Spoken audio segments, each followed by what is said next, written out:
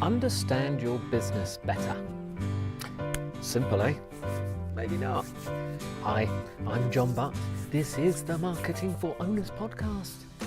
I'm hoping you know that because I'm hoping you're subscribed. I hope you are getting this every day because it will arrive Monday to Friday. Just for you. I take Saturdays and Sundays off. Hey, gotta have a break, haven't you?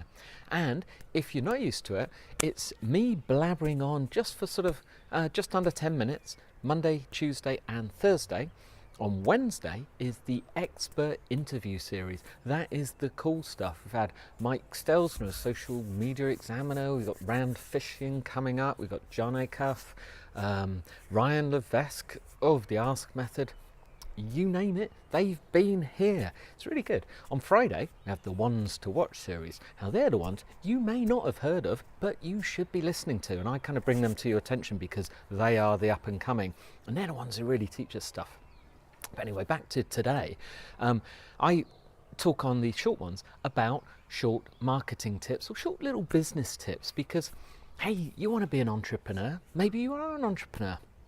But you're a business owner or you're running a team and you want to get more out of your business, out of your work. You want life to be easier.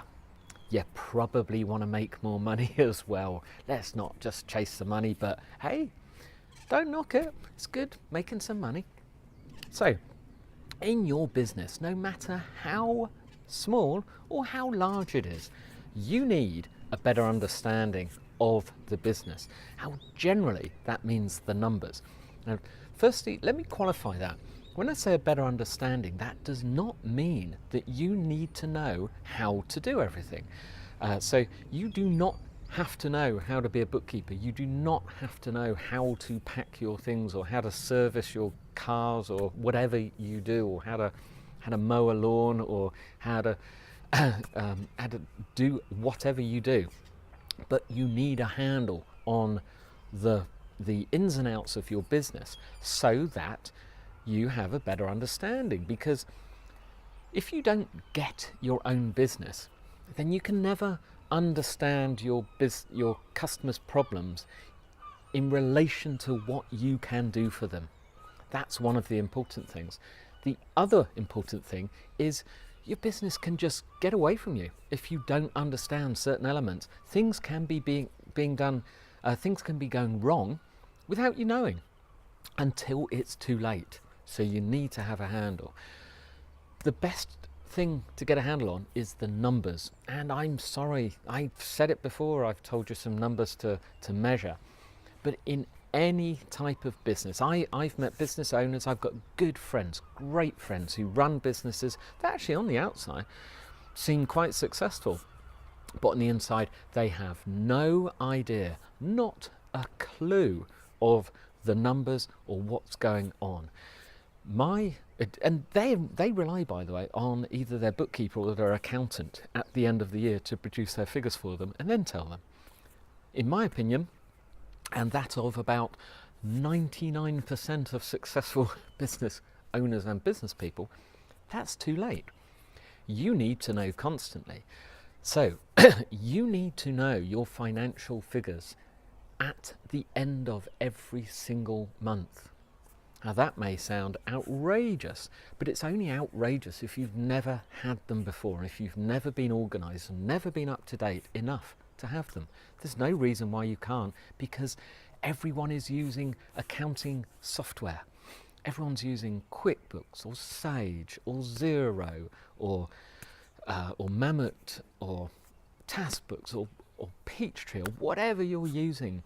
All of those will produce accounts, will produce books for you at the end of the month.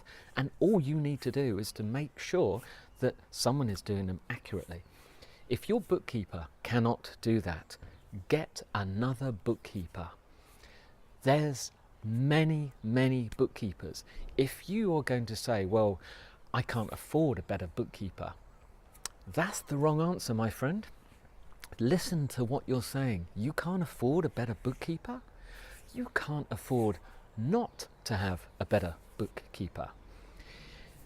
How about another friend of mine who operated an extremely successful business? They were looking at the numbers wrong. They were looking at there's a difference between markup and margin, and they were working on one and not the others.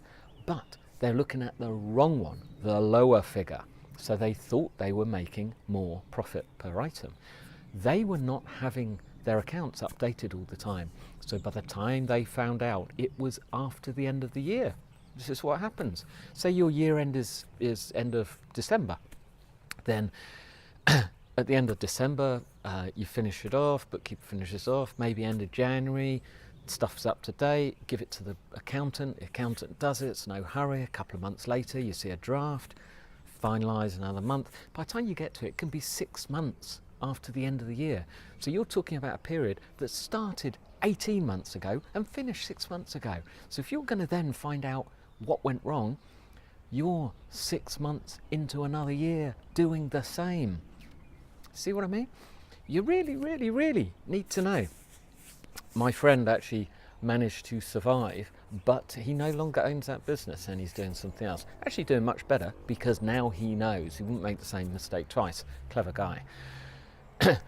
But this is what can happen.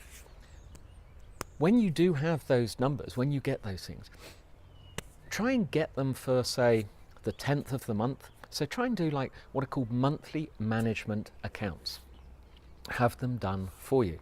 If you can't do them, have help from your accountant to get it set up, to help your bookkeeper, something like that. Have help, pay someone, ask for advice, go to your Chamber of Commerce, ask somebody where you can get advice or training on something like this. You don't have to be the accountant. You don't have to be doing this. You shouldn't be doing this. You should be presented with these figures. Then you need to understand them. Now that I can't really help you with, but there are some basic bottom line figures. If you are not a numbers person, if you don't think maths is your thing, if you don't think you could do it, again, go to a mentor. You need a mentor, you need a coach, you need somebody who can help you. Go to them, or just go to your Chamber of Commerce meeting, or go and ask your accountant and say, I've got this. What figures in that should I be looking at? What is this telling me? When I get this every month, what do I look at and what should I be looking out for? Someone will help you. This is not rocket science. This is what people are doing. Anyway, get a better understanding of your business and you will go far, my friend. I'm sure we'll talk about this again. Anyway, it is Tuesday. I'm going to give you a quick Tuesday toolbox tip. Today it is for a tool called Zapier, spelt ZAPIER.com, depending on where you are in the world. Z in the UK, Z in North America. It is free and there is a paid version. In actual fact, if you want more detail, in a couple of weeks on Wednesday, one of the expert interview series, I am interviewing Wade Foster. In fact, I've already interviewed him. It will be good. It's not next Wednesday. It's not tomorrow, sorry. It's next week, I think. Is that right? Oh, it gets so confusing. But Wade Foster is the co-founder of Zapier. It's so clever. Now, I've mentioned before the tool If This Then That, ifttt.com.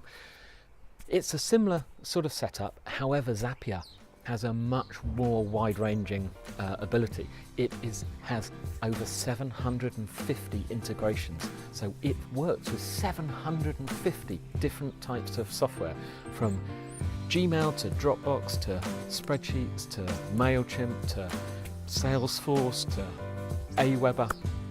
You can make it do things that saves you time and effort. The easiest way is to go to Zapier.com and just watch the little video of the free demo. It will explain it better than me, and then you've got no excuse not to try it. It's free and they show you how to do it. You don't have to be any techie. Honestly, you'll love it. I'll speak to you soon.